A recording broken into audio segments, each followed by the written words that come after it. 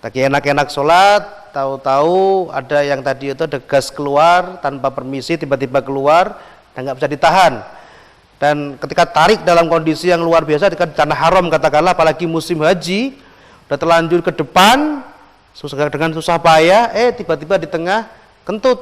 Ini bagaimana?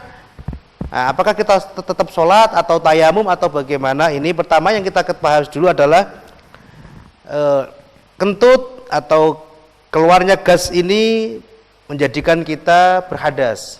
Jadi ini bagaimana kondisi semacam ini? Yang pertama kita kaji adalah ternyata sholat itu salah satu syaratnya adalah harus suci dari hadas besar dan hadas kecil. Artinya ketika berhadas tidak bisa kita melaksanakan sholat, tidak bisa kita melanjutkan sholat satu. Yang kedua, apakah kita harus segera berwudu? Boleh nggak kita tayamum?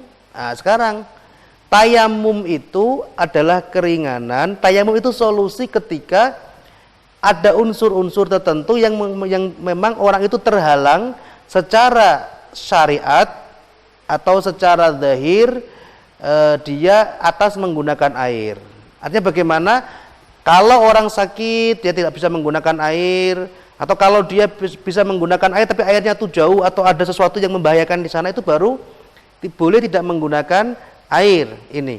Tapi kalau kondisi ada jarak tertentu, jarak sehingga orang itu dianggap dia jauh dari air. Sekarang dalam kondisi di dalam rumah atau di masjid atau di tanah haram, di tengah masjid haram, ketika tidak ada unsur-unsur yang memperbolehkan tayamum maka tidak boleh. Dan saya lihat di sini tetap harus berwudu, tetap harus keluar kemudian berwudu. Kenapa? Karena nggak ada di situ ada unsur sakit, tidak.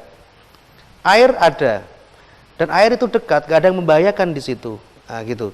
Tidak sampai membahayakan baik secara syariat ataupun secara fisik atau secara yang nampak dohirnya.